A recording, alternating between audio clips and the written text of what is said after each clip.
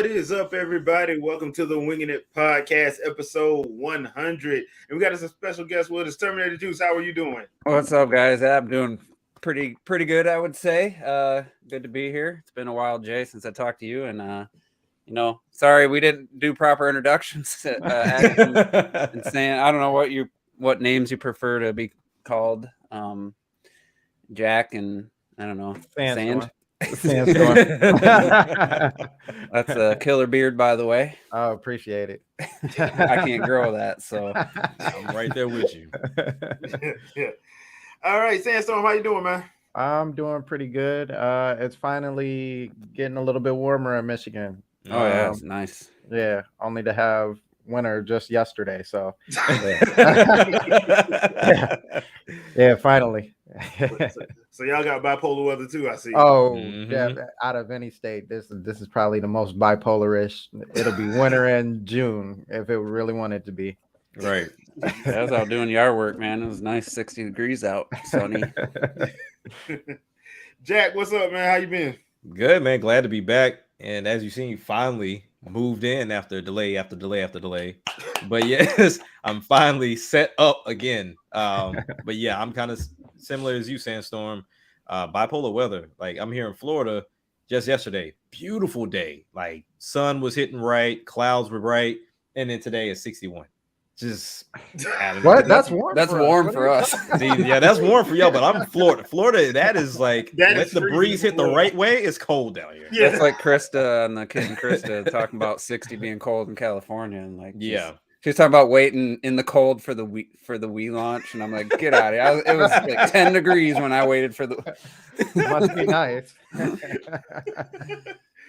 All right, so tonight we are going to be freestyling people, which means we ain't got no topics. We just gonna talk about stuff. So, Jack, you are first tonight. What you got? The one thing I wanted to talk about, because you kind of took what I wanted to talk about, because we'll show it later, but the Sonic 2 movie. Me and the kids went to go take a look at it Saturday. Now, comparing it to the first movie, it was kind of like a slow buildup, because I like the first movie from beginning to end. But this one was kind of like what I expected the first movie to be, kind of to get everybody, into Sonic, understand Sonic, and kind of build a world around it. But this second movie kind of did that, because for anybody that saw the first movie, you understand where Sonic is, how he's incorporated into the human life, and just kind of who he is as a character. And that one kind of continues to play on that and peaceful times, if you will. And then it starts getting into the action, and that's when things start picking up, and I really start liking the movie from there. Just seeing Jim Carrey kill it once again as Robotnik, Idris Elba kill it as Knuckles, and them portraying the character of Knuckles the way I think a lot of people are going to dislike it. Because I liked it. I like it, but I think people are going to dislike it because if you did not like the Knuckles of Sonic Boom, you're not going to like this Knuckles. Oh yeah. Well, it's not like Sonic and Knuckles. The now the I agree, but I also think it could possibly work because they draxed him. Yeah. And I think that's what people are gonna like because they actually draxed him. By draxed him, I mean he acts like Drax in Guardians of the Galaxy, right? Stoic, straight man to a point where it's like the comedy rolls off of him because they're like, no, dude, it's like this. Yeah. He's very serious and very to the point. And then when they try to explain things to him, he's still in that mindset. So, I mean, it works fantastic, especially like towards the end of the movie, or actually at the end of the movie, to where he actually is with Sonic and Tails. So I like the movie in general, and I'm not going to spoil anything, but the trailers did a good the trailers did a good job at hiding something that I didn't think was going to be in this movie. How'd you feel about the humans? Because I heard from my buddy Terrell, who's a huge Sonic fan, he said the human part of it needs to go in these movies. In his opinion, I think with this one they did a better job of keeping them out of it, because the first movie they were in it a lot. But with this one, they're in like the beginning, and then like at the middle of the movie they're completely gone, and they kind of make a guest appearance at the end. But that's about it. So they did a good job focusing on Robotnik, Knuckles, Tails, and Sonic. throughout the majority of the movie. Yeah, because the human element it only serves like one real purpose, Right. and it's the same purpose from the first movie. And I Right. liked the sister-in-law who just kept Yeah. telling You her gonna to love get her. rid of him. You gonna love her. I thought that was funny. They didn't use it or they didn't overuse it, but I'm not the biggest Sonic fan. I don't think there's been a good 3D Sonic game. I think Lost World was the best one.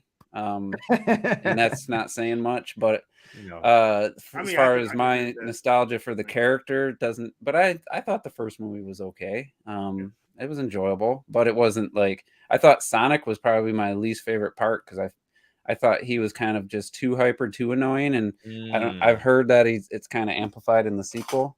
To an extent, and then he has to he kind of dumbs it down when it gets kind of serious. Like he kind of has to dumb it down. So, but I agree. But one thing I will say, because I mentioned this to the kids, depending on how people receive this movie could really hurt the games.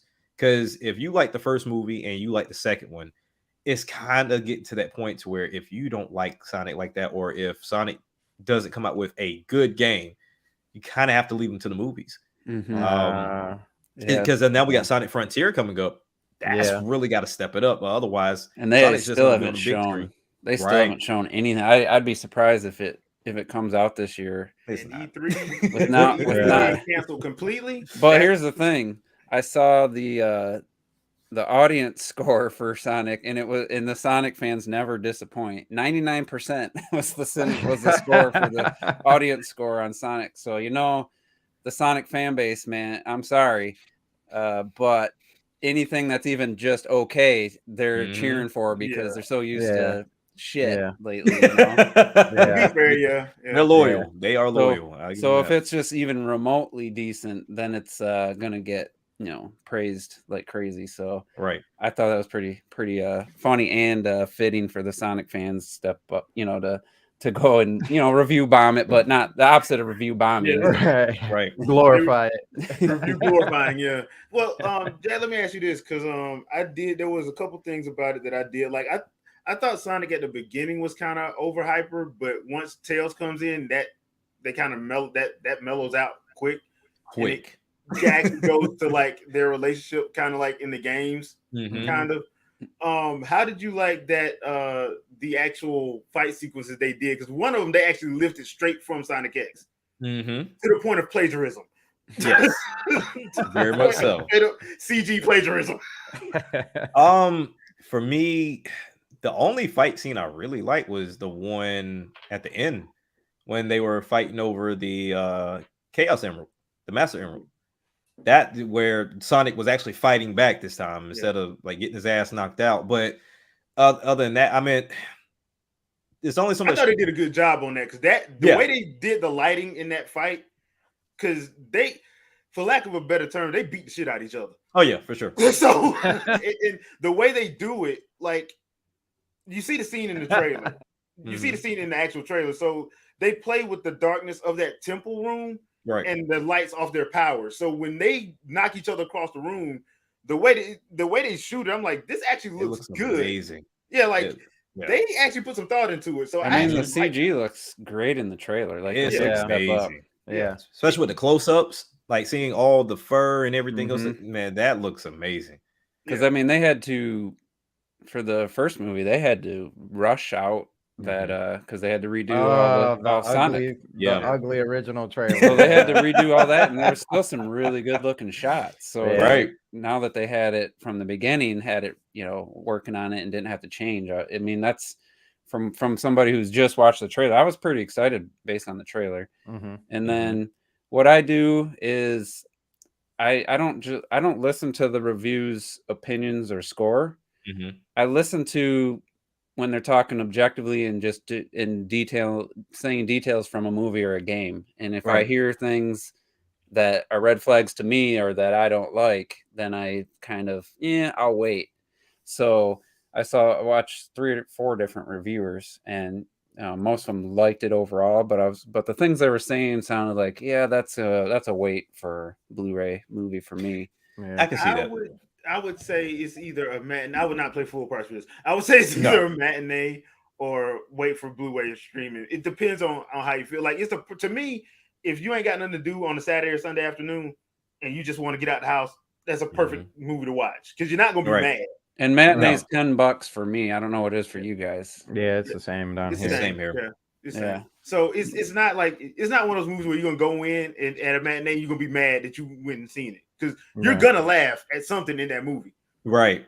You are going to laugh. They're like you gonna laugh at something. Right.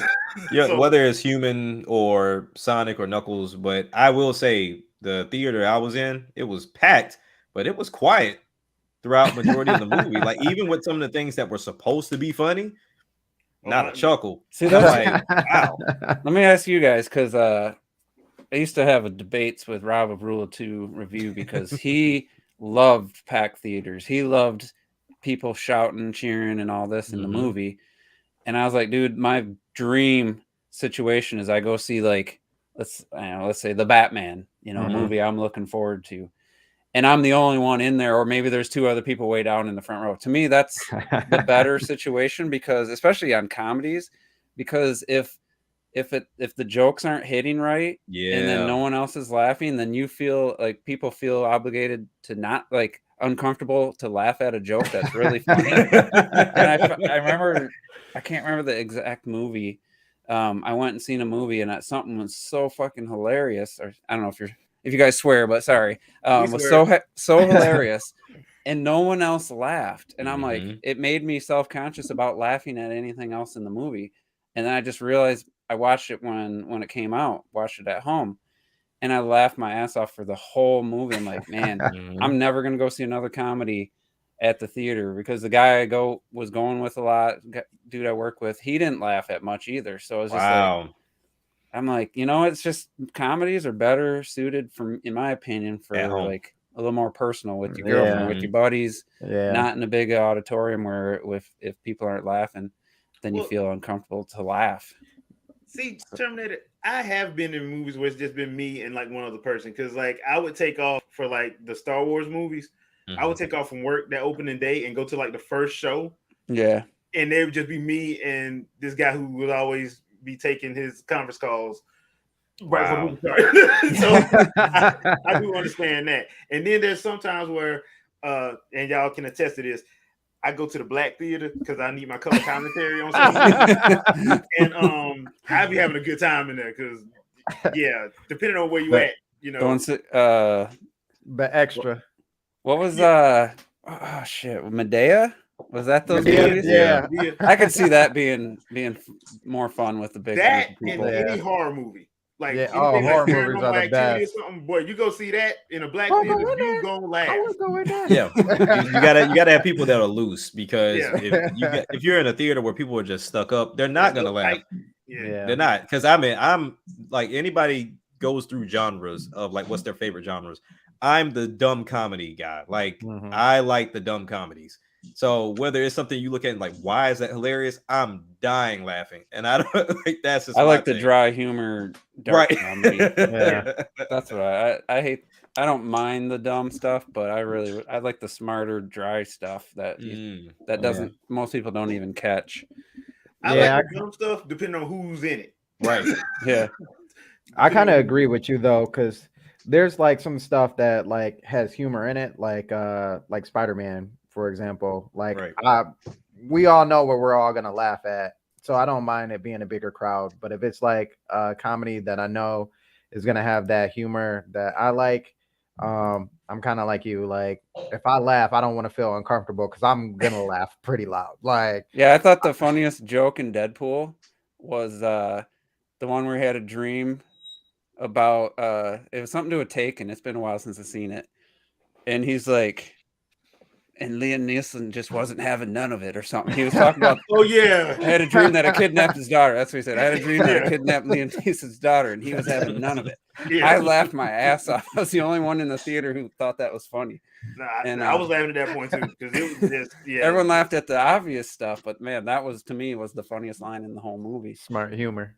And I was just like, I mean, you have to be a movie fan to know what the reference, like Liam Neeson is like casual I'm gonna say it. MCU fans probably don't know who Liam Neeson is. He was in Star Wars, but he wasn't in the MCU. So and that's big. So where you have jokes that kind of play into other movies.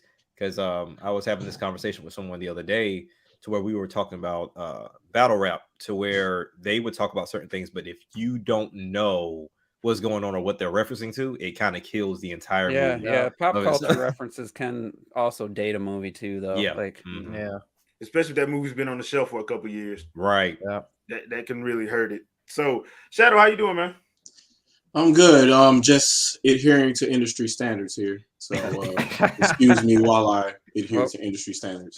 Did I say congratulations on it? Yeah. Oh, well, congratulations. What was it?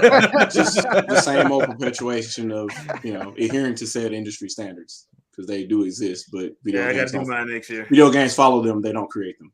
Yeah, so. I got to do mine next year. Why'd you have to remind me? All right, so since I had to suffer through some stuff, y'all finna suffer through it with me. So here we go. Here we go. I had to suffer through it. This is my first time, so this will be my second time going through it. I think I'll be all right. Y'all finna suffer just like I had to suffer. So I'm doing y'all a favor. I'm not showing the iOS stuff. Y'all thank you. That on your own time. Yeah, thank you. So, but y'all are finna see this. Unreal Engine, and Shadow, I think you're gonna really love the real-time ray tracing on the bed. Oh, I think you're gonna love this, man. This is gonna doesn't Unreal Engine negate the whole point of ray tracing? No. You gotta understand. You have to once you see the frame, the window frame, you're gonna see the real-time ray tracing. Okay. We'll see. Here we go, people. And I just want to start this off by saying I watched this. I thought it was a fan-made Unreal Engine. You wouldn't be wrong. I don't think it's gonna look even remotely like this when it's out. Nah, there's no way it's looking like this.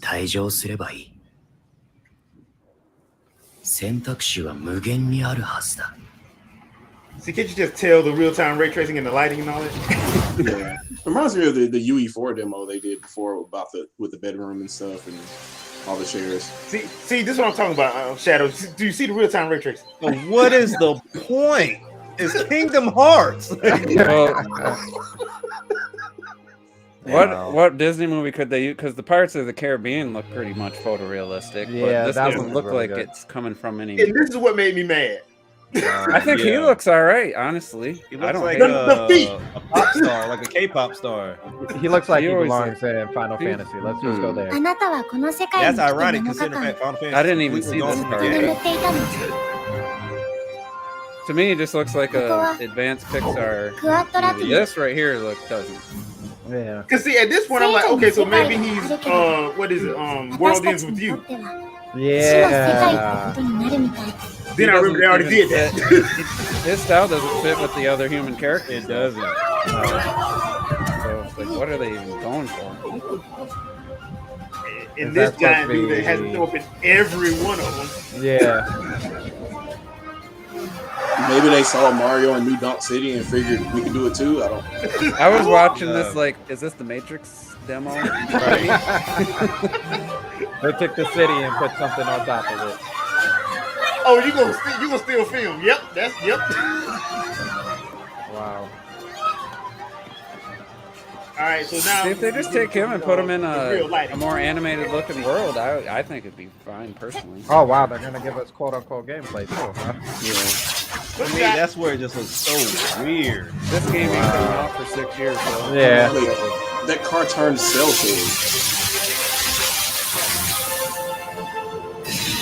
Is it me or should he be bloodied up from skating on all that glass? Yeah. This won't even be in the game. I'm calling it right now. No. This is like, hey, Metroid Prime 4 logo, but a little bit further than that. Yeah, why did they even show? Like, they just threw a HUD up there. Like, that's not even. Yeah. They faked the HUD. Funny? If this would have said Smash. I think Donald and the other dudes look pretty decent. Yeah, they look good. It's just, I don't know. Because it was Wow. already bad enough that they've strayed away from Final Fantasy. But Yeah, this is crazy. Like- Yeah, the fact that Cloud and Sephiroth wasn't in 3 says it all. At all. So they're still gonna look cartoony. Yeah. How Yeah, I does don't- that work? That's why I tell. I'm seriously thinking that was just like they threw that together in a weekend. Yeah. Like, Let's hope. we need video to announce this game. We can't just have a touch. I mean, it can look drastically different between now and when it releases 6 years from now. But Yeah. other than that, And look at that text. That text is even generic. Like, Yeah. Yeah. that's why I thought it was a fan project. Honestly, Recap at a later date. right. So Wow. this is what kind of hurt me because, like y'all said, I played through Kingdom Hearts 3. I didn't finish it because they pissed me off halfway through it. So I'm gonna go back and try to finish it. But I'm sitting here looking at this. I'm like you said, Terminated. This is fan made. Yeah. Yeah. It's pretty- And then they threw a HUD on there. I'm like, why did they put a HUD on there? It's There's straight no up like reason Unreal to do Engine that. Yeah, that's a- presentation. that's some bullshit right there. That HUD, Yeah. that's fake. Yeah. And then to see like, no, this came from Square Enix. I'm like, why? Hey, Why? at least they decided early on that they were gonna go with Unreal instead of Luminous, and then I'm like, what? It's not working on Luminous, so let's move Right. to Unreal again. Here's the problem with this, right? The whole goal about this is Square needs to have their investors to pony up, right? Mhm. Their quarter just ended already. They're like 10 days late. Why would they do this now? Like, it doesn't make any sense to me unless it's a response to investor queries on the 31st. So I don't understand, why would they do this? You It's think just a they? real strange timing? You think they sent it out to investors first? And the No. investors are Maybe like, it was a reaction to. yeah, send it out. Yeah. Maybe Well, the I- investors were asking for something, and Yeah. Right. this is 10 days later. This is what they came up with. Right. I mean, If you're in an investor meeting, you're gonna show this. Yeah. If you're Square Enix, you're gonna show this. Whatever Final Fantasy, whatever number, and you're gonna show this. Yep. because they You showed know- Final Fantasy 16, what, a year and a half, almost A 2 year years and a half ago? Something like that. Yeah. And I mean, that looked way farther along than Right. this Kingdom Hearts. Yeah. I'm thinking they just, like you said, they probably just threw this together in a week. They probably hadn't even started. A I mean, weekend. just look what people Right. did with Unreal Engine 5 in like Mhm. a month, just a dude by himself. You know, I don't love that. Oh, Zelda and Unreal Engine 5 stuff, but it was still a pretty competent looking tech demo Right. Yeah. for one Yeah. person. And now you think Square would be able to do better than that. Yeah, I mean, they got the workforce for it. I mean, Right. based off of what, because everything now is kind of coming to fruition with that leak.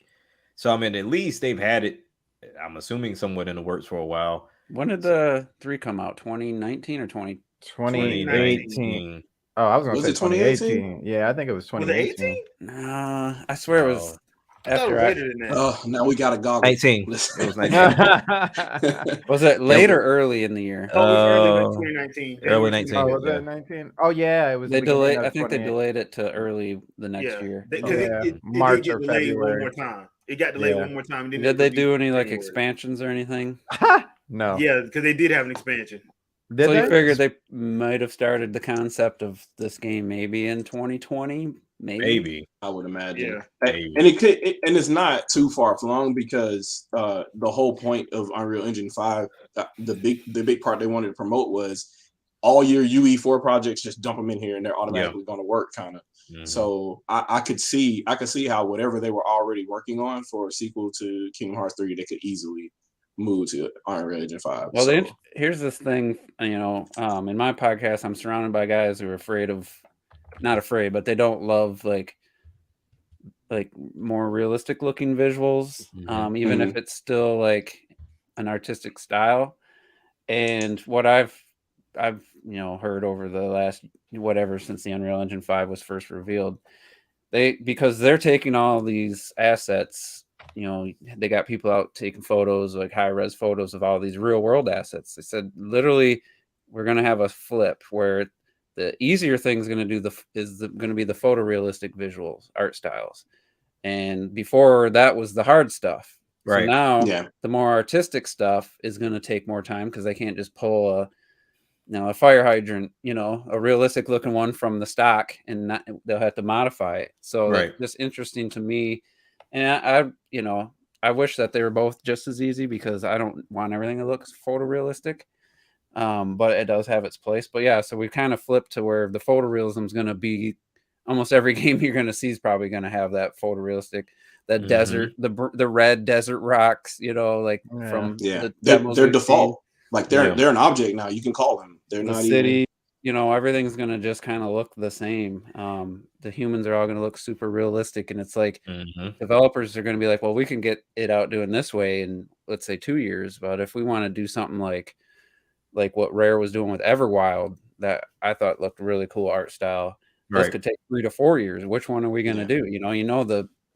The what do you call them? The investors are going to push for get that game out in 2 years. So I'm a little worried. That corporate mindset. And this is Kingdom Hearts, man. They go to different worlds. Every world is supposed to look different. It's supposed to have that different style to it. So, and I haven't seen any evidence of like I mentioned Pixar, like of Unreal Engine 5 doing anything Pixar like. So I don't. They might have to just build it from scratch if they're going to go that route, because they can't just pull a real life asset. That's why I'm worried about like Hellblade 2, because I'm a big fan of the first game. And I'm like, that first quote unquote demo they showed, which was more just cinematics. I'm just seeing that same, Unreal Engine 5, rocks and stuff. There's some pretty good lighting and going on, but I'm not hyped. I'm not excited for that game anymore. Like that's not the direction I wish that I thought they should go. That's just my personal. I would hope they would go a little more fantasy, a little less, realistic. But yeah. So, do we have any more like household name engines that people can gravitate to? Because I mean, it seems like yes, Unreal Engine is kind of like that known name out there that everyone kind of gravitates towards. But it seems like it's going to become a problem. All games look the same. And you still have Unity.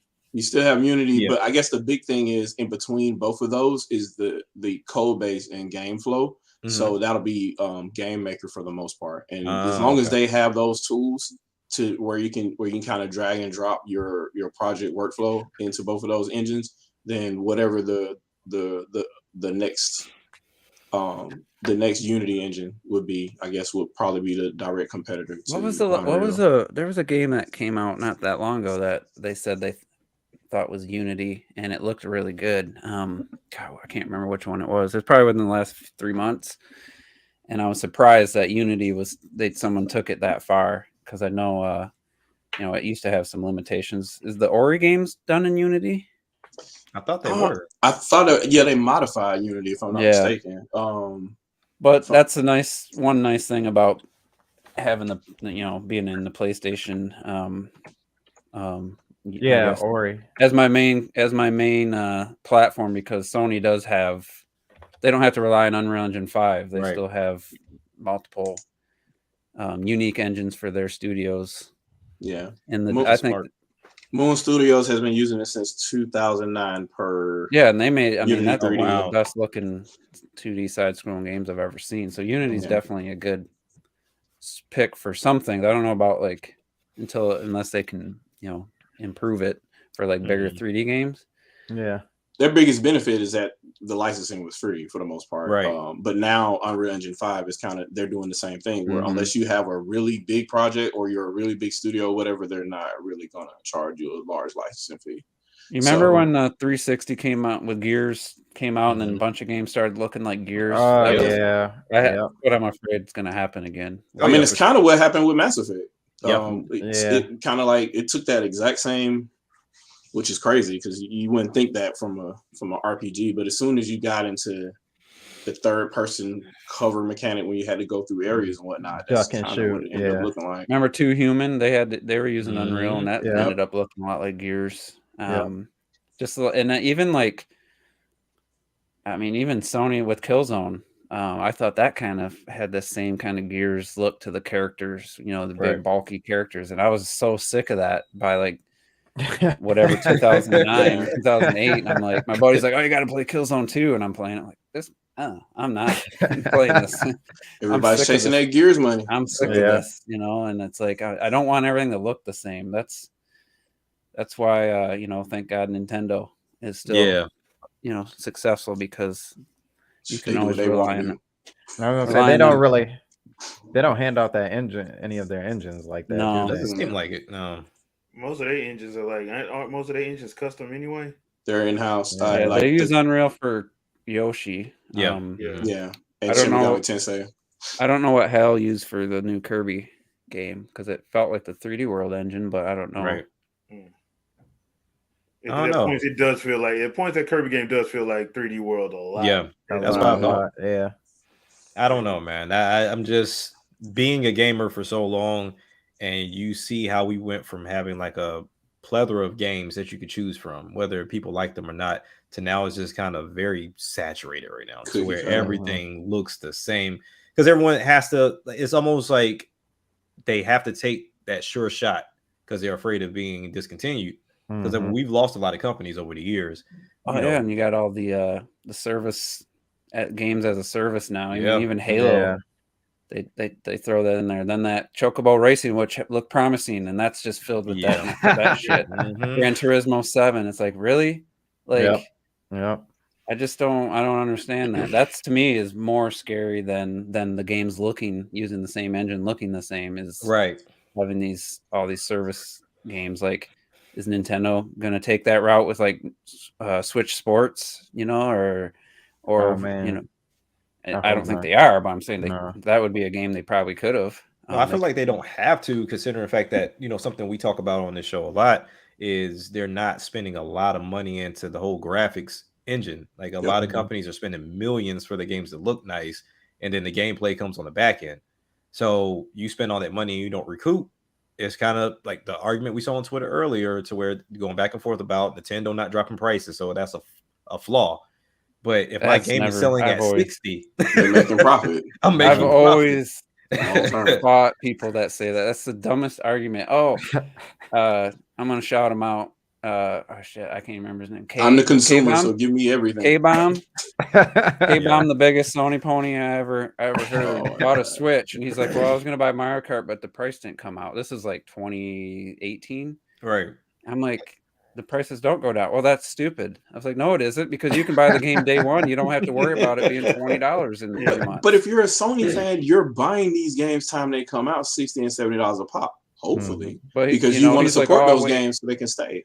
I wait till they go on sale." Well, then that's You're not just supporting bad. Yeah, That's a that's bad bad. practice, because then your consumers are afraid to buy a game day one, thinking the price is going to take a big hit. Right, exactly. So I was like, you can have confidence buying your Switch game day one, knowing it's going to be $60 5 years later. Yeah. Right. Now, I will give some credence to some of these games that, like ARMS, that they're not selling anymore. No. That's not, do the Nintendo Selects thing. Put ARMS out there for 20, 30, 40 bucks, whatever price you want to set them at, and give that game some kind of second chance. And it's not for a lack of trying. Like Nintendo try to give you the free demo and all that. Oh, yeah, they started tried. doing. Yeah. They stopped doing events for ARMS, and then out of nowhere they started doing them again because they were trying to promote the free whatever thing. So they were trying to. Yeah, if you're not going to have a equivalent to like Xbox Live Gold or PlayStation Plus, where you just, if you're a member, you download the game and you have it as long as you have Nintendo Switch Online, then Right. I'm not against the idea of 1-2 Switch being a $10, $20 game now, Right? And ARMS or Fire Emblem Warriors, the first one. Yeah, I'm not against that at 5 years later. But so Nintendo Selects and Player's Choice needs to come back, basically. For sure. The other thing, oh too, yeah, I would is, like that too. Do y'all remember, like, Smash Bros. Melee did not go on sale until the Wii U dropped? Yeah. Yeah. That thing did well, not that had go- a player's choice, didn't it? It had a player's choice yeah. for all of a year. Maybe For that all one of did. the year. I think Luigi's Mansion did. We're talking about GameCube, right? Mhm. Yeah. Yeah. So Yeah. it was Luigi's Mansion. I think Pikmin 2. Wind Waker was Mario, on it. I'm Wind Waker pretty was sure. Yeah, Wind Waker was on it, but I I think think Mario Smash Bros. was Sunshine on it. might And have then been. yeah. I was I gonna didn't say, see I'm pretty another sure one. Mario Sunshine was one too. Oh yeah, I here's know the- that's yeah. for sure. You just brought up Melee. Here's the kicker. I liked it, but I never played it with a group of friends, so it was always just a single player game. Mhm. Was it 2 years ago? Yeah, it was before the Xbox and PS5 came out. I was like, you know what? I'm gonna sell some games, because GameCube games were going up in price. I'm gonna sell some games. I'm never gonna play Melee. I have Wii U and Ultimate. I'll never play Melee again. Right. Some dude gave me $60 for it like that. I just checked the other day. The game's 120 now. Yep. That's crazy. I was just gonna say, and it's used. That's not sealed. Yeah, it's used. I was say, I still got mine sitting here. So okay, here's his player's choice. Okay, I've seen that mine game. wasn't the player's choice, and Yeah, I was mine is that makes legit it launch too. I was like, man, $60 for this old, with Ultimate out. Like, I've seen Smash Bros. Melee go for $250. New and and people sealed. pay for it.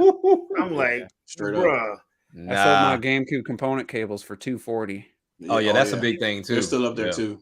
Yeah, and I don't know why. There's so many other ways to get HDMI out of this thing. Or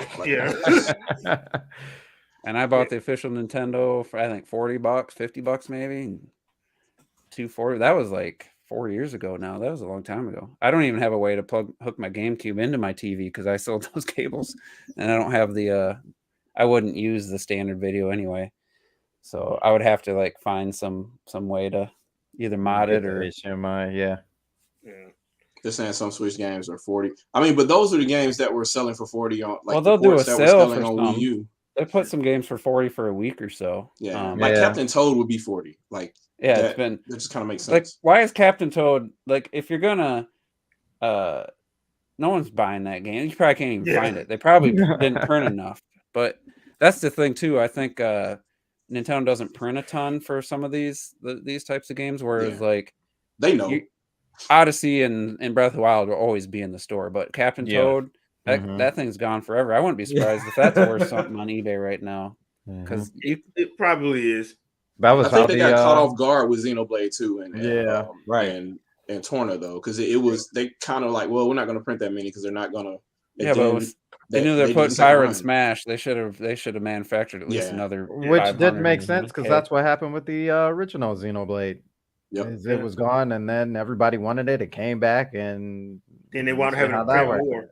When Joker came out, people were buying PS2s and PS3s. Like it's just insane. Like people will go if you put somebody in Smash, they will go find their games. It's amazing how like that's the biggest marketing tool, and I think other developers know that, which is why a lot of them are playing ball with Nintendo now too. And that's why I always say Nintendo is on one hand they can seem very greedy. On the other hand, they're missing out on so much money potential, like the Metroid collection before Dread. Why wasn't that out on Switch? The Prime Trilogy. That's an easy. God, what was the one we were just talking about? I was going to say, Shadow was just talking. What made me think of it is like they could have had the money. Just like printing more Xenoblade before Pyra came out. That's money they could have had, and it's like I don't understand them sometimes. Like that's a no-brainer. Like the Metroid collection would have been a no-brainer before Dread. All the 2D games on in a collection. Like people were buying it on Wii U. At least after Dread sold well. Like as soon as you saw the demand when Dread first came out and it did great that weekend, then you announce the collection, like, and just go from there. Like, because people were buying it on the Wii U eShop, like, they're buying those games. To be fair about Metroid, they probably didn't want to upset David Jaffe anymore. To be fair, they want to confuse him. Yeah, that guy is the worst. Like the most obvious. It's not clickbait because people are already watching him. Right. Just like he's like the contrarian, just to spark drama, type of thing. He'll just says because when he was on Next Gen's podcast a few times, he's trying to get Zaire to like try some games, and he was talking about Nintendo games and games with art, unique art styles, indie games and stuff. He's like telling me play these games, and then he goes on there and he's like ripping basically just doing what Next Gen used to do and just being ignorant and stuff. And it's like, come on, dude, that's just crazy. Like the game told you like 4 times before you got there. Like, also, if you've ever played a Metroid game before, without the manual, you find out. He's probably I don't watch him. I don't unless somebody tweets one of the ridiculous things he says. I don't know anything about. I wonder if he's playing Elden Ring because that game tells you absolutely nothing. But that's the game they'll say, oh well, if you can't beat this game, get good. Like, but you're struggling in a Metroid game. I don't. But the funny thing about it was Nintendo put him on blast with the with the videos out there. Tutorial. Bro. They showed the line in the beginning that tells you When you get stuck, shoot at blocks. You know, Yeah, Nintendo social media managers on point. That's where the either expose himself as an absolute fraud or he's just being so obvious, like trying to create fake drama. I don't know which one it was. I think it's probably the drama one because you can't be that ignorant. It was hilarious to me because at that point I'm like, everybody put him on blast. Yeah, everybody. And I don't know why, but it reminded me of a Adam Sessler moment that he died. He died for me. Yeah. Because he joined Rev 3 Games, and I really like their YouTube channel. And then 2013, that's the Xbox One and PS4 launch. Well, 3D World and Link Between Worlds both came out on the same day, like a week later. Really good games. And no reviews for 3D World, no reviews for Link Between Worlds. They're reviewing Rise, Son of Rome, Knack, going in depth on these trash games. And then he finally said that they weren't going to be they're only covering next gen from moving forward. And but I think they did the last review might have been what game was it? They did a Wii U game. It was like the last Nintendo one they did. But anyway, at the end of the year, they were doing a roundtable. What's your favorite games of the year? And I think his name was Nick something. And he's like, Super Mario 3D World's probably the best game I played this year. And he's like, he like stutter a lot. He's like, there was too many buttons to press to do something. Like I had to do this to jump, then I had to press a button to do the ground pound. My hands couldn't do it. The Wii remote. I couldn't figure it out. You play sideways. It's literally 3 buttons. You have the run, you have the jump, and you have the trigger to do the ground pound and the long jump. And he was complaining about it being too complicated. And I was like, unsubscribed, unfollow, and I made a rant video about Adam's, like 2 different Adam Sessler rant videos on my channel. And I was like, get the fuck out of here. He's the main industry guy that I've usually been talking about when I talk about the Wii U slander. He was the main one saying, I don't know what this is for. He got it started. Yeah, Iwata should be fired because they weren't going to E3. But I just couldn't believe this longtime gamers complaining about having to use 3 buttons out of 8 on a controller. Right. And that was his justification for basically not even trying that game to give it a chance. And I was like, I just have no time for people of that level of ignorance. Like, right. I would say also go back and look at some of their earlier reviews of Demon Souls and Xenosaga. Like, they trashed the hell out of those games, and now they're kind of like, oh well, yeah, they're really tough, and you really got to get like, oh okay. So when it became a popular thing, now you want to jump. That's when you want to jump on. Yeah, I played Demon Souls back on the PS3, and my buddy didn't tell me anything about it. It's rough. I'm like, this game is trash. I had a character bouncing at my feet for like a mile of walk. I couldn't get it off me like a dead body, the ragdoll. And I'm like, what the hell? Why is this character? It's like stuck to me? And then I died, and I'm like, okay. And then he's like, oh, you got to find where you died and get your stuff back. Yep. I was like, oh, that's stupid. Yeah, that's what killed it. I gotta say though, I played Bloodborne this year, and it's probably my second favorite PlayStation exclusive I've ever played. That game surprised the hell out of me. I would say it's the biggest compliment I could give it is that they trust the gamer to play that game and figure it out in a way that's actually rewarding. I just fell in love with that game, and I've been the biggest hater of that since Demon Souls. So I had to. You still feel that way after playing Elden Ring though? Because Elden Ring is like, we give you way more buffer and way more tools to maneuver. Elden Ring is interesting because I don't think their game design necessarily fits the big open world. I thought it was just me. I'm 103 hours in, and I'm in one of my favorite quests with this Raya character. I didn't realize if I beat the boss of that area that the quest was broken. And I was gonna go talk to her. I was like, I'm gonna just push. I'm gonna go through this this teleportation thing, and it took me to the boss, and I beat the boss like 5 or 6 tries, and then that quest line's broken forever. So they expect me to have learned that, and then on my next playthrough, Go back and talk to do it them. differently. And I'm like, that doesn't work for a 120, 150 hour game. I'm not going to go replay that game Yeah. to do that shell out quest. So that I much just money. looked up. Yeah. I had a feeling I looked it up and I saw what I missed because I'm not going to replay this game. But with Bloodborne being like a 20-hour game, that makes more sense because I want to replay that game. Like that was a fun experience. So they needed to adjust some of their game design choices. All right, so that brings me to a question that I have because I came up with my love of action adventure and RPG games in the 6th gen, where that time frame was usually 40 to 60 hours. Right. And then, like, if you did all the side quests and all that stuff, then that's when you get into the 100-hour range. Right. So the replayability came because, okay, I beat it in 45 hours. I'll go back and do another playthrough and do everything properly this time. You know, because now I know what I'm doing.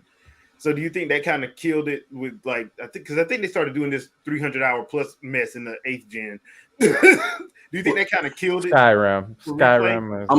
I'm gonna say PC stole that. So when the Western RPGs started, when Daggerfall became a thing on PC, everybody wanted an RPG that big. Right. Before that, the only games that were that big on the Western market were games that you made that long, and that was like Baldur's Gate and whatnot. Those kind of games. You could run through it in 20 hours if you're really, really good, but typically speaking, for the first time, if you've never played a game of that caliber, you're spending about 100 hours on it. So especially if you want to go through all the quests and you want to explore everywhere, you don't necessarily have to do every quest, but you want to explore everywhere, you're going to spend about 100 hours. So once other Western developers or Western studios, basically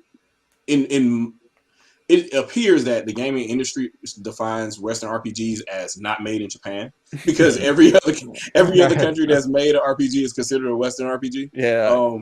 Even like the Eastern European country, that's Western.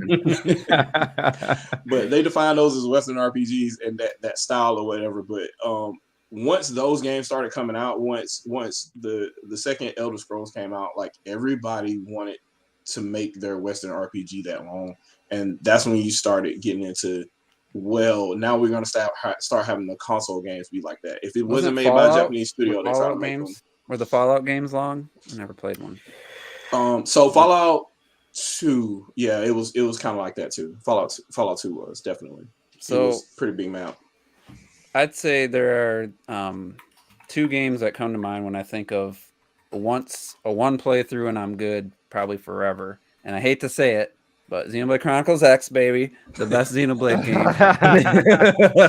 220 hours in, got 2 or 3 Ares skulls. I was like, I'm not gonna start over. Like, I'm not arguing with this man because I beat the game at 70 hours. I think that's about right. Yeah, because then I put 150 just trying to get that best blade that was in that cave. We had the impossible boss. You had to go on foot. And then I want to get Ares skulls, and I did that, and I was like, I'm gonna start taking on tyrants, and I just got so sucked into the post game. And I'm like, I cannot start this game over, so I don't care if they bring it to the Switch 2. As much as I love it, I'm not starting a fresh playthrough. That's the other thing too. Like, it's instead of starting over, if you take your existing tune and just change their class, that's a much better experience than starting, because starting over is kind of slow. It's kind of painful because it forces you to learn all the mechanics step by step. You're talking 20 plus hours if you know what you're doing to get your scale. You're talking about God knows how long it takes to finally get over. I'm still gonna have to look up all the items to get the flying option to add to my skill, because nothing tells you where anything is. So you just have to go and know. Me and Jay have been running it for the last. I'm sorry, Jay. I apologize, but we both had to start all over, and I think chapter 6 is where you finally even get your scale in the first place, and you got to be at least and then level you need flight module after that. Yeah, 25 or 30 or something like that. Yeah. So to even get up to that point, and I finally got the scale, I'm just like, you know what? I'm good. I I did everything I needed to do. It's great the first time though, but once you've gone through all of that and you don't want to go through that again. So No. I definitely understand. For sure. I mean, but then when your nephew or niece erases your freaking damn save file, you don't have a choice, do you? Hey, It's just pain. Yeah, and Pure you pain. because I was at the point where I was actually ready to take on Telethia. I had my Aries already. I'm like, yeah, I'm finna payback, and I get it, and I'm like, where's my character? Yep. See what you should have done is put your save on The flash drive. a flash drive and keep Yeah. it away from the system. I should have did Go that. from there. I don't know. I Absolutely never right. did that on Wii U. I've never backed up a save. Yeah, I you should've can did you can that. back them up, and then I think you can save them to SD cards too. if I'm Yeah, not because I mistaken. have an SD card in my Wii U because I have my I had some of my the Wii games that when they sold the Wii Virtual Console stuff, that's where I threw them at. So what was the boss that was like the big brontosaurus, but his neck you'd take his neck off and then his mouth was like where his neck stub was? Oh, The that thing. Unforgiven or the I couldn't- Unforgivable or something. Even That with was the Lucille, the Eternal, I think. Yeah, even Eternal, with that's with what the it is, Ares crew, I couldn't even get that thing at like half its health down. Yeah. Even if you get an Ares 90, you have to one shot it because you can't survive what it does. The only way to survive it is to have all the resistances and be on foot. Yeah, Because you can't survive a stomp. I watched a video explaining like the depth of the overdrive and stuff, and then I obviously had to watch a video. I wasn't gonna figure out how to do all those combos and get what's the one with like the shadow where you can't get hit for like a while. Yeah. What Shadow Run? Is it Shadow? It's I keep wanting to say Shadow Dancer because I'm thinking about Shinobi, but That doesn't sound wrong though. But it's called Blossom Dance. That's the name of it. Yeah. So like your cooldowns go really fast and you just stack that stuff, man. I had gotten to that point by watching tips on and like how-to guides. I wasn't gonna figure any of that out. Right. Just like with Elden Ring, there's a lot of stuff in Elden Ring I just would have never figured out without watching watch a basics, like things you probably don't know and wish I would have known like before I finished the game type stuff. And I got all that down, and if I played that game right now, I wouldn't be able to remember any of it. It comes back surprisingly fast. Yeah, it comes back once you start doing if you start fighting other tyrants, it comes back real quick. Use a melee attack. Oh, there it is, right there. Okay. Yeah, the green. You had the range. Was it yellow or orange? Was like your ranged. Yep, the yellow art. Green was healing or buffs. It kind of came back to me super quick in a very satisfying way. Once I unlocked Elma in Xenoblade Chronicles 2, because then the game was completely broken because you have a full burst on top of overdrive and like nothing can touch you. It's insane. All right, since we're on Xenoblade, and I got told this week that I don't know anything about Xenoblade because apparently you can play it on a modded Switch. Yeah, I saw that. I'm not gonna get into that, but I got told that Nintendo should not have made Xenoblade Chronicles Definitive Edition. To which I counter and say they made that because of Xenoblade Chronicles 3 that's coming out. My question is, do you think we're gonna get overdrives back in Xenoblade Chronicles 3? I hope they do, and they just say this is where X is going. That trailer showed Oblivia and Noctilum. Yeah. Okay. Yeah. So like they showed it. Pretty clear. That's clearly Oblivia. Really, I don't remember seeing Oblivia because the rings from Alchemos are still there. They're still there. So I'm like, that's Oblivia. Like I know Oblivia because I'm there now trying to get the freaking I'm doing an affinity quest to get something for Lynn, and I'm in there now dying over and over again because I'm waiting. And every time I seem to go, an electric storm happens. So yeah. But I was thinking about it the other day because I'm like, okay, since you're marrying them up, are we gonna marry up those fighting engines a little bit? Give me a little bit of overdrive on top of full burst. I mean, they did it in 2, so yeah. So I think Emily Rogers said that Xenoblade Chronicles X was getting ported to Switch. 2017, I think she said that. How did you do that though? Still waiting. Yeah. Here's the problem that I was told that because apparently it's really easy to do that. Even a non-developer can do it. Monolith said they couldn't afford it. Like, yeah. So all you have to do is just make hotkeys for the Switch Pro controller, and it's easy to do. Sounds like a single player I to me. swear people don't want to understand that the game was made to be as seamless as possible, and Right. taking away the gamepad takes the seamlessness away from it, which is what the point was, to make it seamless. And the map wouldn't even make sense without a touchscreen. It just just think about what they had to do to rework Splatoon 2 coming from Splatoon. Yes, it lost a lot of functions. It did. About Wonderful 101. Yeah, I rest my case. I rest my case. Yeah, I hated the analog drawing some of those of those items, but like I will only play that on the Wii U. I'm not. So even if they somehow like pulled a Skyward Sword HD and pulled Xenoblade Chronicles X, it's definitely going to be the inferior version. To of course, it's going to be really. It's going to be really sluggish, especially how you have to mess with that second screen in the map. Yeah, you got to go back and forth. Here's the equivalent. Ocarina of Time 64 versus Ocarina of Time 3D. Yeah.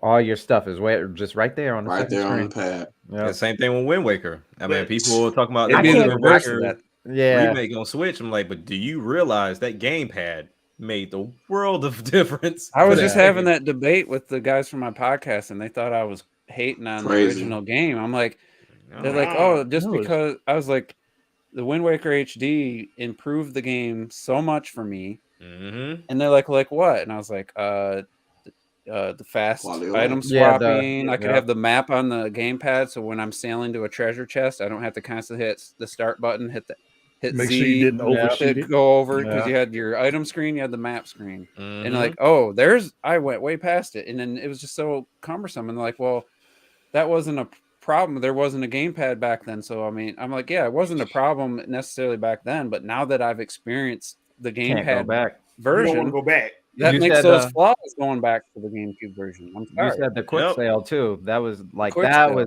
big deal. Having to change direction. You know how many times? Because if you didn't have the map, if you didn't have any food to give the fish, or you're going to an area for the first time, you're going to the square, but you don't know where the island was. Mm-hmm. Yeah. You might be heading straight west, but the island's like on the north part of the square. So then you have to stop, do the Wind Waker again.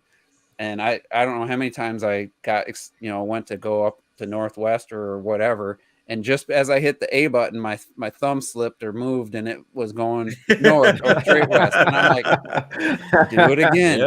And I was like, I was literally just describing those moments. And like, why are you shitting on the Wind Waker? I'm like, I'm sorry. Like those were, I wasn't just looking at this now with hindsight. That was my feelings back in 2003.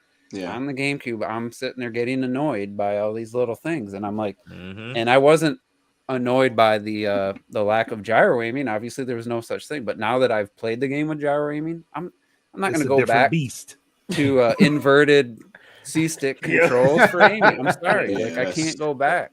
I agree with Trinell there on Resident Evil 4 too. The Wii edition versus the later edition of HD. Well, I know a guy who thinks that ruined the game because you could move and aim at the same time, and he said that broke. What the hell? Come on.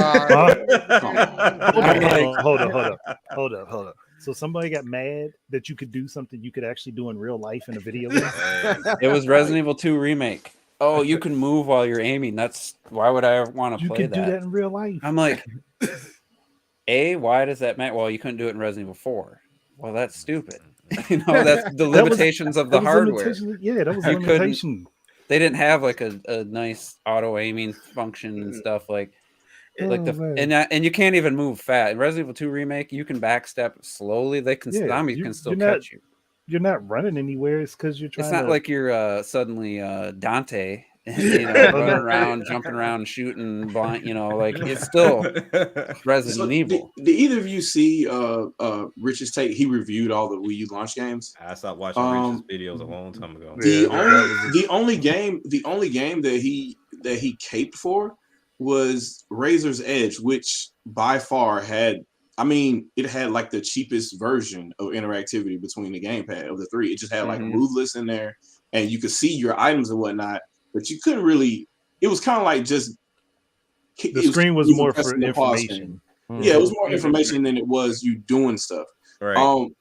versus other games, he was talking about Wonderful 101, saying it was trash. Like you couldn't really, you didn't need to use the gamepad for that. He talked about Well, how the turns have tabled. Like, he's killing me with some of the, he talked about Darksiders, and I'm like, yeah. He said, well, the performance and all this, and I'm like, dude, like that was an early launch game. They threw it out or whatever, but it had the gamepad there, and you could use it. Like you had all your items there, kind of like what we're talking about with Zelda and whatnot. Like, right. I can't play Darksiders 2 on any other platform now for that reason, because I needed to see all my items, and the map and everything was there as I was moving around. I didn't need to. I just set that gamepad there. Play with my Pro Controller, and I could see everything that I need, touch what I needed to, and it was Yank perfect. one of these out, just have it ready. Same with what was the zombie game? Zombie U. Zombie U, yeah. That was a good use of the gamepad. Like, yeah, I don't know about he you crapped guys on that too. You know, it's No, nice it to be. IGN hated that game until it went to. I mean, it wasn't the best. I mean, it had some issues, but that's one of the games that the gamepad. You didn't need the game because The Last of Us did the same thing where you go into your backpack, it doesn't stop the zombies from and the guys from being able to attack you, and it worked fine. But some of my favorite features for the gamepad of what Shadows has mentioned, minor, what you would call minor stuff, like just having your map, having it set in there with the map play with the Pro Controller, or quick inventory management. That's not like what people thought of when they thought of the gamepad, thinking the asymmetric gameplay, all this stuff. Some of the small stuff added up to making it the definitive way to play. Right. SteamWorld Dig, playing any of the other indie games like Shantae, like it hurt going back to play Shantae without a gamepad now. Like to me, it just doesn't.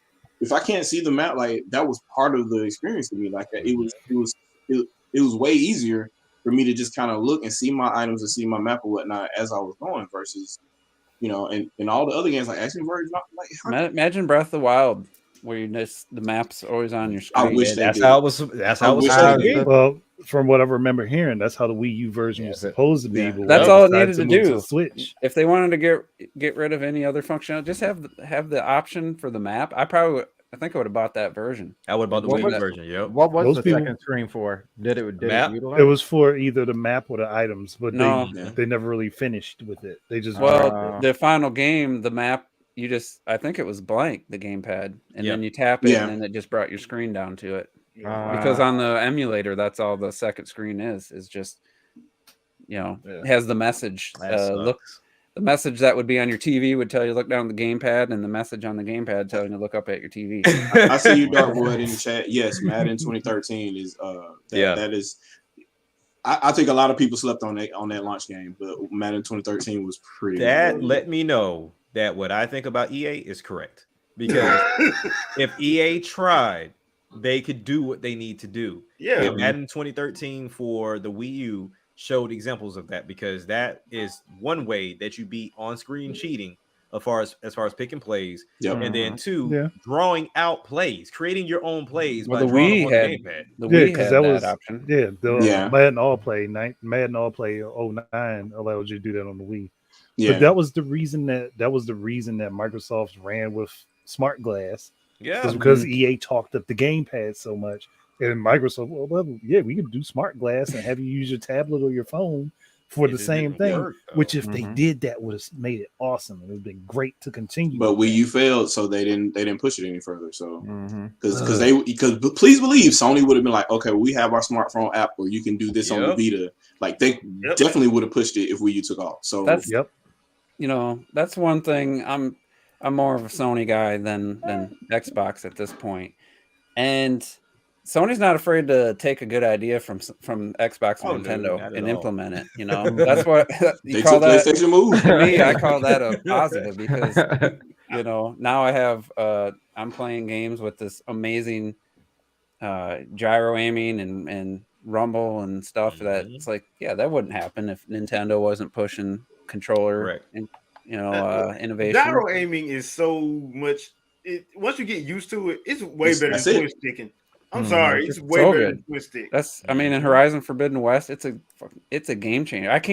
I'm just constantly shooting the bow at trees and stuff just because it's so like nice to just be able to quickly aim, and It's like why doesn't this be the standard in every game that's on a PlayStation because it has the gyro. Because how Splatoon much, started it and it was cartoony. So Yeah. now we that gotta should make a difference. That bad boy. But Oh, imagine yeah. how much more fun Halo Infinite would be if freaking Xbox controllers had gyro.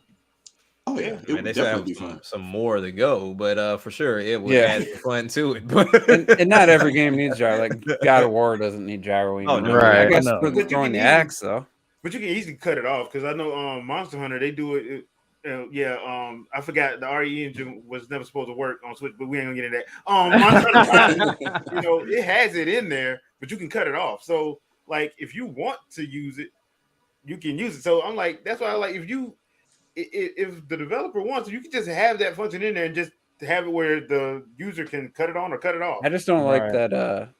that it's such a hidden in Oh, yeah, Horizon. it's It's a hidden deep. option. yeah. Like Yeah. have that be one of the main Put it when you up start front. the game up, the main options, where you're adjusting brightness, you're setting the difficulty. Yeah. You want to have the Gyro or HUD not. be, less or more helpful. Yeah.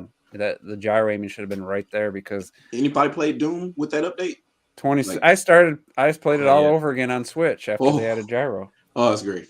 and It's so then the great. PS4 version didn't get it. So I'm Mm-mm. like, But the crazy thing about gyro too, there's games I've played that have it and they just didn't execute it properly. oh yeah, there's Yeah. You Last gotta of Us fix the Part- dead zones. Yeah. Last of Us Part Yeah. 2 doesn't feel right. It doesn't. Mm-mm. And actually, one of my Resident favorite Revelations 2 was another one that was bad on Switch. one of my favorite games from the Wii that did gyro right was freaking Conduit. Yeah. Conduit. You can set your dead zones, all that stuff. The amount of customization in there, and they did it from the real. Like before you could even play the first stage, you had to go through and set all that They stuff set it up. up. Yep. But once you did,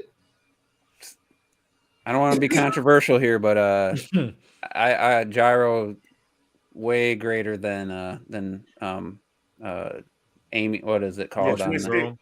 on the Wii with the motion? Not the motion, but the using the sensor bar. What is that? Oh, the pointer. Oh, Pointer yeah. controls. Yeah. I could That not get that was so into limited. the Call of Duty pointer controls, even on Wii U. I can't do that. I don't know. For me, it just doesn't feel natural. After I played through Conduit, it got easier for me. Well, I Yeah. know Red Knight was really good at it. He could Yeah. I was gonna beat say, beast mode. It made it easier if I put it in a gun shell. And actually Yeah. had That that. too. Yeah. Have a Yeah. lot of plastic around your house with the Wii. But my problem was the quick, turning, jumping, and turn, with yeah. the Wii remote Yeah. didn't have enough buttons for everything, so Right. Yeah. Yeah.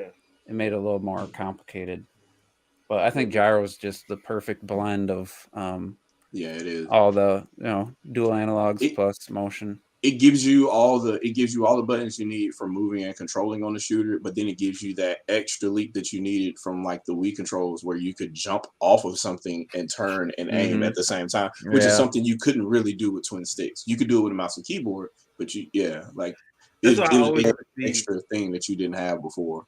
So I always- having gyro is a good medium, I believe. I always wanted to see what would have been better, PC mouse Or keyboard Wii. or Wii remote and chuck. Like an expert on both, like going head to Yeah. head. Yeah. Yes. See, I would play. What is Black Ops 2? When they Mhm. implemented where you could use the Wii remote and chuck, hmm Man, that Black Ops option 2, I was all on that. I would have loved to see what would have happened if. Yeah. But those against dual analog Yeah. player. Well, you were Red Knight. you could always tell. You could always tell who's using the. Because you could aim like way off the Yeah. screen, Yep. and it almost felt like they were cheating. Yeah. It was unfair. You're like, nah, dude. Yeah. Wasn't The like only that. thing that felt uncomfortable was playing I couldn't really play zombies well, playing with the motion because it felt like they're supposed to be behind you at some time, so you have the quick turnaround didn't work as well to me. Versus jumping in a lobby with a bunch of normal people, because normal people aren't just going to spawn right behind you all the time. So how'd you guys feel about, since we're talking about Black Ops 2 on the Wii U, how'd you feel about the analog sticks both being up on the Wii U gamepad and Pro controller? I could never Did I not could like never Oh, get you mean good. like I was this? used to that from Mhm. Wii because the Wii Classic controller had the dual. But I still didn't like it. They were on the I bottom. couldn't- They weren't at the top. Because on Xbox 360, Black Ops 2, I was like a 1.38 KD. Mhm. And on Wii U, I was like 0.7. I just couldn't my muscle memory wouldn't allow me to. Every time I go to aim, I'd be looking up or down because of that analog stick placement. Didn't somebody make a Yeah. third-party controller for Wii U that Yeah, there's offset some the third-party stick? controllers like that. I should have. Did you offset see? Have you seen the what's his name? Wolfden? He had a video on this. It looks just like the Xbox Series X I saw that controller for yesterday. Wii U and Those PC. come up. It's $70, but man, I'm tempted because I need my Pro controller is getting a little worn out, and I need a new PC controller. So it's like kill two birds with one stone. Man, Hey, let me ask y'all a great. question before we run up time. Rob had this this video, and it might have been a couple days ago or something. He was talking about the Switch and was the hybrid a forever thing with Nintendo? What do you guys think on that? Do you think that's something that they'll try and run until it runs into the ground, or do you think it's just an idea for now? I don't think personally, I don't think they can ever get away from it because you can't not have a handheld. Right. And so either they're going to have just a handheld or that's going to be a hybrid. I don't see them ever giving up the handheld market. Well, I mean, they merged the divisions already. So at this point, you kind of already sewn in. Yeah, you can't have two separate platforms. Right. You could maybe do a handheld and a home console separate, but they're the same ecosystem, same OS, same games. Yeah. But you can't, which wouldn't technically be a hybrid. Right. Well, I mean, I was looking at that from the standpoint too of out of all three, Nintendo keeps resetting. They keep starting over. At some point, they kind of have to stop, especially now when you talk about virtual console, you talk about the subscription service. You can't have it to where you go to a whole new thing, and then now you're like, hey, let's redo the subscription service. You gotta stay stationary. You gotta stay with something. So at least with this, I feel like going forward, yes, they'll differ and looks a little bit, but it'll still be hybrid. You'll still be backwards compatible. It's just smart.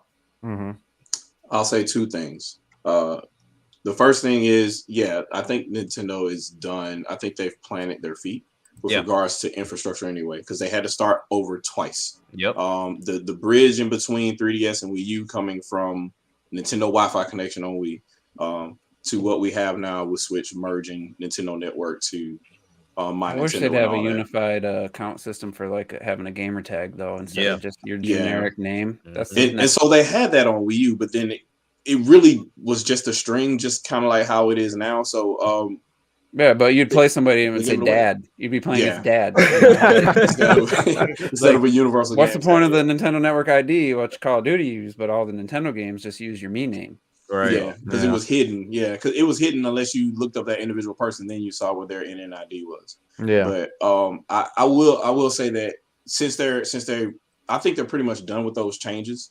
And then my prediction that I was wrong on, but I guess I've been proven right on because the Switch Lite is here. And I think that's kind of what you were saying, Juice, is it will be a heterogeneous environment. So they're intending on, hey, we're just going to have the same OS on everything. So we've merged both of these divisions together. So they're making the same code, and it's just going to work on whatever devices we have out there. And we have the same code base. And if whatever this device does, if this device only does 540p and this device only does 1080p, it'll be basically what Xbox is doing with Smart Delivery. So they'll be doing that. And then my second thing is also not because Nintendo does whatever the fuck they want to do. Like, so, look, they held on to Wii U for 4 years on the strength of them being Nintendo.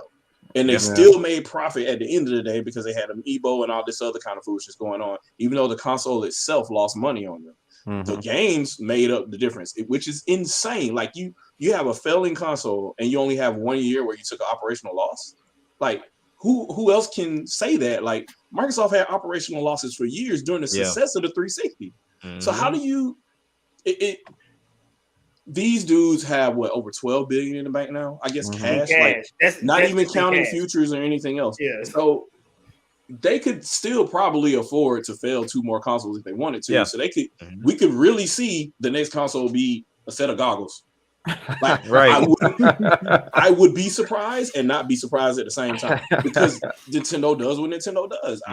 And as long as their games are there, I would say change isn't just for the sake of change is not always the it's right. not. Yeah. As we saw. With And the I will Wii U, say, and struggle I with just want to make 3DS. one more point. Look at the Animal Crossing sales on Switch. Mm-hmm. Look at it on. Look at the Animal Crossing sales on Wii. There's never gonna not be a Nintendo handheld ever. You know, ever again. Yeah. I was kind of thinking the same thing, because even if you look at their handhelds, just of the past, They're always their biggest success. Yeah. You've got the Game Boy, the Game Boy Color and the Game Boy Advance. I feel like those are the iterations. Then you got the next set, which is the DS, the 3DS, and I guess technically the new 3DS, but it didn't really sell any of their own games, but those three. So I'm thinking like at minimum, I feel like if Switch is going to be in that same, it would be Switch, whatever's next and whatever's after that, before they even think about trying to come up with some sort of new concept for themselves. Yeah, Right. Wii was By their then, most successful console. So like, and that's they're never going to get those kind of numbers without handheld again. I don't think the way things are going. So I would say they could do the weird thing with goggles or whatever, but it still runs Switch OS. Well, I mean, It still runs Switch OS, and you still have your Switch. So Yeah.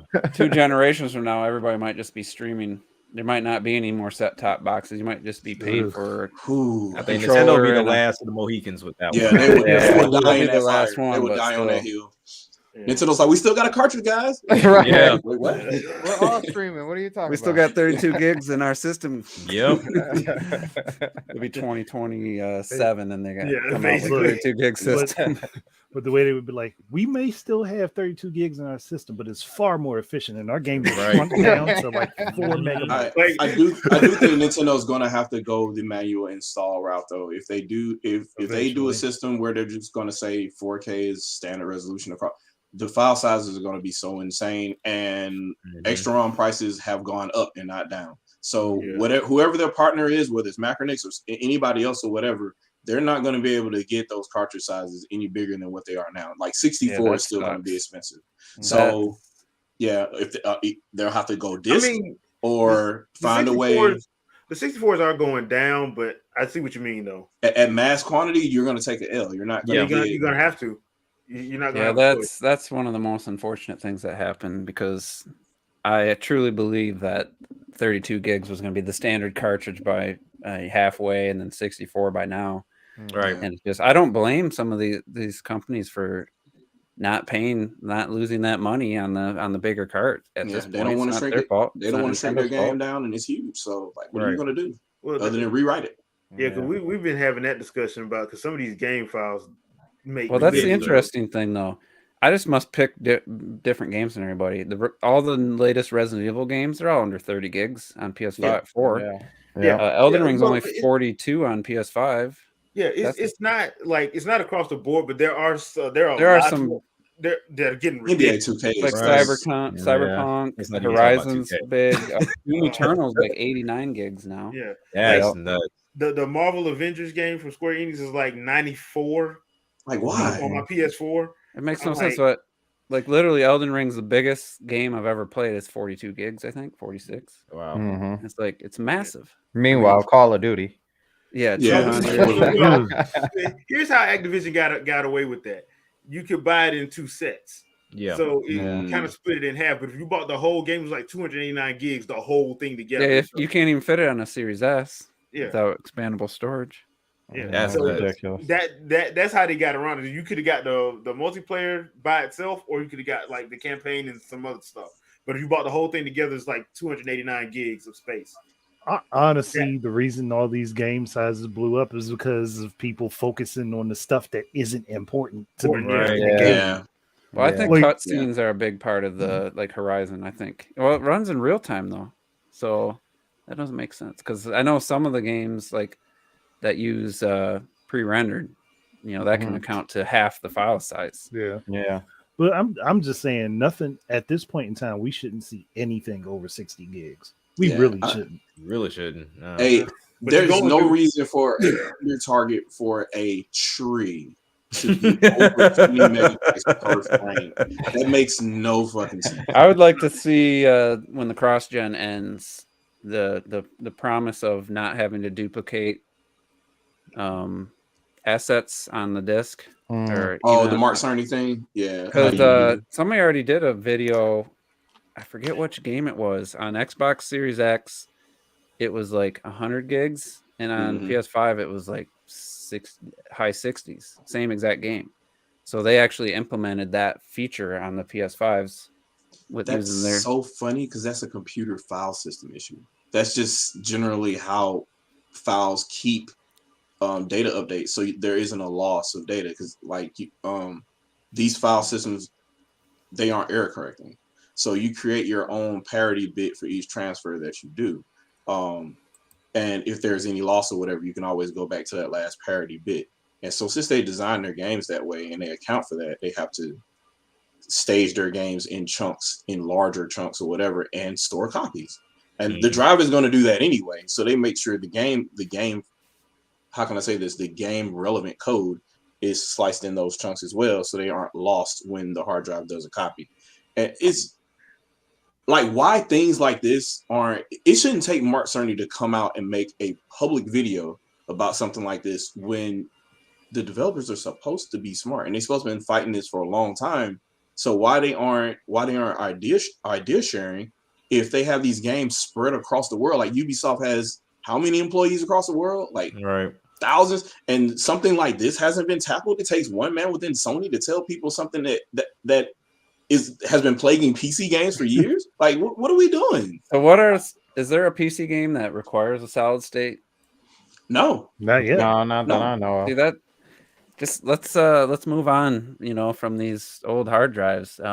That's the one thing about cross-gen that's like, if they don't take advantage, then it's like that's holding the game back. Maybe maybe there are people who over exaggerated, like in Horizon 1 they wanted to fly but they couldn't, but now they can in Horizon Forbidden West on the PS4 version.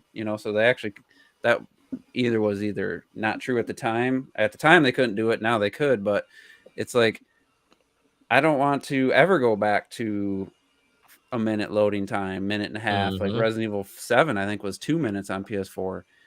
So now Resident Evil 8 on PS5 it's like 3 seconds. And it's like, I will say this on that note, right? So solid state drives are great is more the memory controller from what Mark Cerny, he basically told you that's what it was, which is why you could put a slower SSD in there, and depending on the game, you'll get faster speeds. The real determinant there is RAM. If you could make a Nintendo Switch, right, and it's using NAND, it has a solid state drive, but not the kind you expect, right? And instead of that NAND being there, get rid of the NAND altogether, and there's an entire extra 4 gigabytes of dedicated space in there. So now it's 8 gigs of RAM in there, right? Of LP DDR4 or whatever, right? Then you take a slice of that 4 gigs, and that's going to be it's volatile, but that's your local storage while the system's on. That's insanely faster than anything an SSD could do. And if developers think that way, you don't even need an SSD. Like, you can move around, and that's what old consoles used to be. You read from a cartridge, it goes directly in the RAM, and that's how you get your game. There was no staging in between to a drive somewhere. The only reason why that happened is because the file sizes got so big. So, but now that RAM, general purpose RAM, is significantly cheaper than what a solid state drive would be, there's nothing saying that new systems could just have like 64, 128 gigs of GDDR6 or what have you, because that would be cheaper than throwing a flash drive in there. I don't even know how many gigs of RAM the PS5 and Xbox Series X have, to be honest with you. But you're 10 and 12, something like that. You're talking Wii U, right? DDR3. That's still faster than what a SSD would write at this point.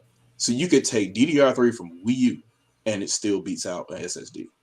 So, I mean, there's nothing saying that you couldn't just put a slower bit of RAM in there as well to serve the same purpose. And it'll still be significantly cheaper.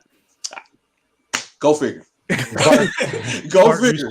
Partnerships and advertising. So where would you store partnerships and buzzwords? Where would you store your games though? You wouldn't store it on the RAM.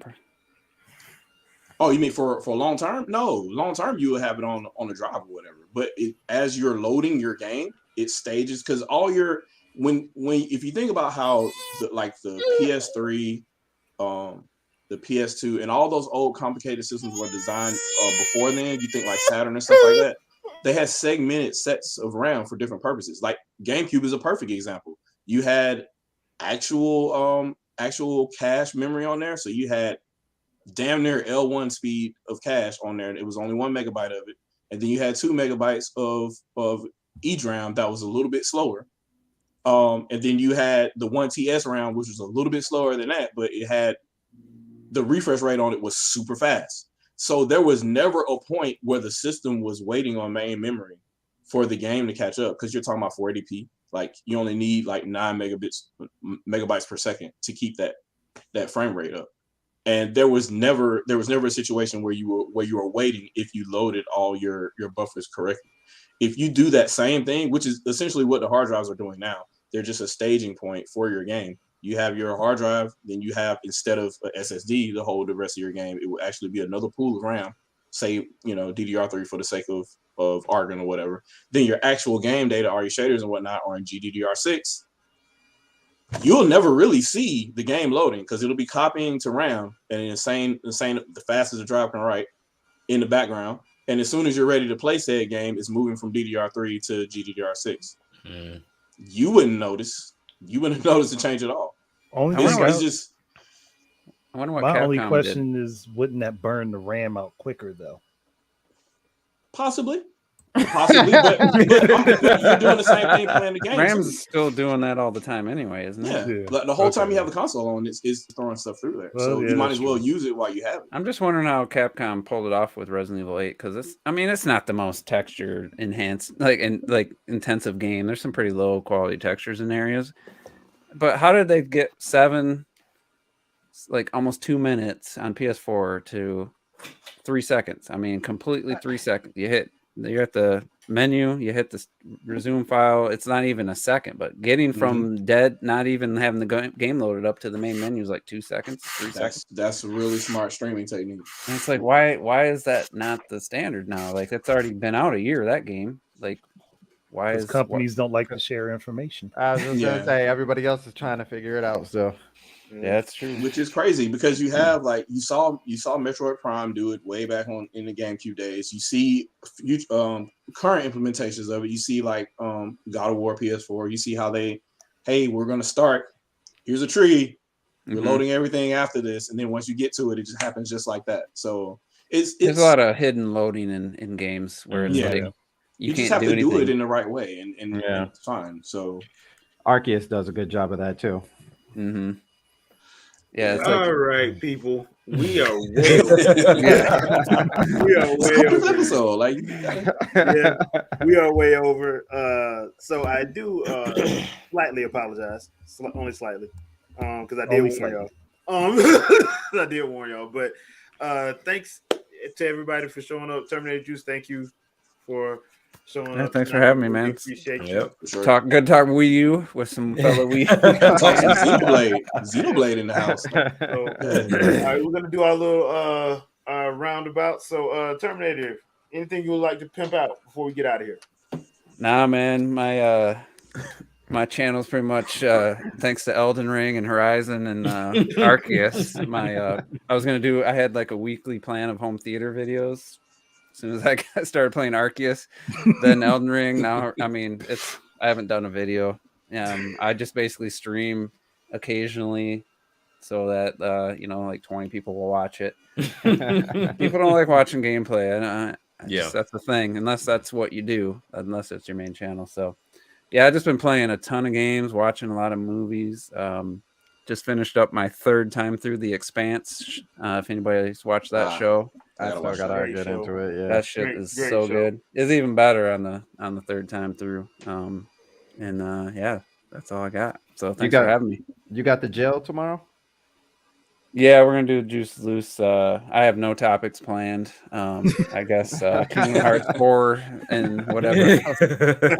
You can title it "Wingin." There you go. Juice Loose Pocket Winging It episode. Just freestyle it. Everybody love it. Just freestyle it. Just start talking. All I gotta do is bring up the Wii U or Breath of the Wild, and then we got an hour right You're there. all set. Yeah. There you go. All right, Shadow, what you got? Nothing much. As Juice already said, my channel has been dead for other reasons as well. Definitely Elden Ring, definitely Shin Megami Tensei as well. Oh, you finally playing? Oh yeah. Oh, It is okay. unsealed now. Yes, it is unsealed. So it is kind of weird to go between those two games, like going back and forth, like 60 plus hours in Elden Ring, 30 plus hours in Shin Megami Tensei. They are not the same game at all. No. Dude, I was going from Bloodborne to Arceus. Wow. That's a big change too. With that Dodge dodge on a roll. completely different button. Oh yeah. So yeah, hopefully I can get some videos up. I want to do at least a couple of videos for the Wii U effort that we're doing here on our channel. So I'll try to get some of those up as soon as I can, and we'll go from there. But other than that, nothing else. Just misbehaving on Twitter, I guess, here and there. But I try to stay out of it when they're known trolls that just want to kind of go back. I'm and just forth glad for you no stopped reason. retweeting SMD 64's bullshit. I just didn't want to see. That's a saga. I didn't want to see any more of his nonsense. Oh God. Yeah, but if you know if there's an SSD here, there's NAND flash and there's an NVMe type drive, that means there's going to be a new Switch. And I'm like, okay. When's that Switch killer coming out from Sony? Yeah, right. Just stop, man. Just stop. And I don't know. He likes Metroid, I guess. So whatever. But people are gonna like his channel and go from there. But no, that's all I got. So yeah, you play games to impress other people or have fun or whatever. That I don't know what that tagline He is. said you don't even know what That was so half-hearted. I don't even. Whatever. Play games, dudes. Play games. All right, Andre, what you got? Well, I mean, if anybody's been watching my channel, I dropped a video for Xbox saying that they need to bring back Condemned 1 and 2.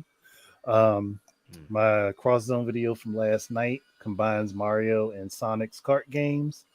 And earlier today, there was a Silent Play Sunday for Mega Man Perfect Blue, which is a fan game. It was just a demo from Sage 2020.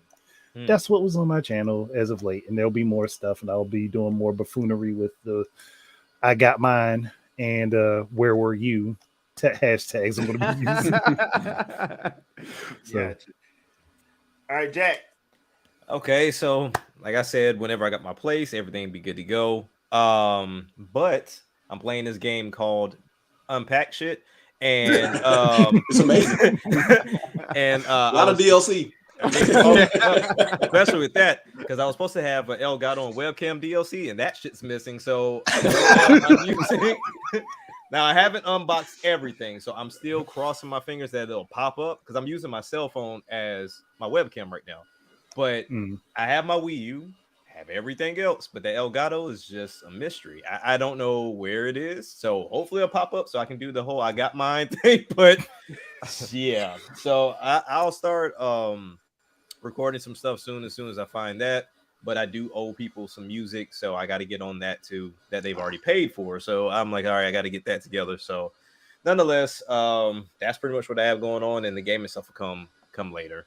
Because I meant that stuff I'm not being paid for, so I gotta, take care of priorities first. The priorities. Mm-hmm. All right, Sandstorm. So I Got Mines are on Tuesday. I didn't do it last Tuesday. We had some family things going on, but we will be playing Lego City Undercover. That's my game. Yeah, that's gonna be the next game for I Got Mine. Saturdays we usually do the Stormcast. What we talk about this coming Saturday, who knows, because there's no news that has come out between now and then. And quickly to Ray's question as to when the Switch Pro is coming out, it is coming out. It is coming out holiday 2018. So there you go. That's when it already came out, man. Yeah, be prepared for that. Switch Lite, bro. Called the Switch OLED. So other than that, we will be having some changes to the channel. Exactly how that's going to look or how that's going to partake, I do not know, but just know that is coming. And yeah, that's it. That's about it. Oh, quickly, we are at our our 300, and I think that ends on Wednesday. So whoever entries are coming out, we'll be doing the entry and the drawing and everything on Saturday for that. All right, Nice. cool. All right, so if you've been watching my channel, I put some gameplay up of Subspace Emissary. Love that. I will be doing the I Got Mine for Star Fox Zero because I know people are gonna tell me that that's the most horrible gameplay ever. Whatever. I actually like that game. I love that game. Yeah, A it's lot good. of People do. I like the final boss too. Yeah, People complain about It's that. actually fun once you take the 15 minutes to learn how to play. That being said, You take social media out of it. Well, I guess you can't work at IGN then. You got to Yeah. get good at the He's chicken, good. whatever I forget what it's called, the chicken form, and switching back and forth quickly because I had no problem with it. I had a great So, strategy and it worked against them, and yeah, I love that game. So I'm gonna be playing that next week. Also, I am gonna jump into a couple of games on the Wii that I think should get the HD treatment. The first one is The Last Story from Miss Walker. Mhm. Yes. Mm. Jesus. That game should get some love. That was a very good game, so I'm gonna be playing that. And guess what? My save file got erased, Ooh. Nice. so I got to start all over. Enjoy. Don't feel too bad because I forgot to transfer my Wii saves over to my Wii U. So anything I play as No. far as Wii is All the going to virtual be. console? No. Yeah. No, I still have the Wii itself. It's boxed somewhere. I just never transfer my files over. Oh, Well, you need to do that before Yeah. the NAND and Do that on launch. I did that on launch, and And also, I did find though that I had Punch Out. I forgot I bought it, so I still have Punch Out. So I may do that. That's do some another gameplay game on you that need to next return. week. So Punch Out needs to come back. yeah, so those are the two that because I want to start doing some of those Wii games that I think should actually get some HD love, like a rematch or something. And Last Story, just come on, man, that game was just too good from an RPG standpoint. It's got to be something behind it. It has to be, because if you look at Xeno, then you got to say, okay, we got to swing again to try to see if we can get this other one in there. I bought the Xenoblade Definitive Ice and opened it. I still haven't played it though. Just run straight to the epilogue and play it. Seriously, because it's really good. Right. I never finished. I only got 10 hours on the original Wii version. I actually love what they did. I love the change that they made the definitive edition. I really do. I do need to finish up that so I can finish Future Connected before 3 drops. So Future Connect is good.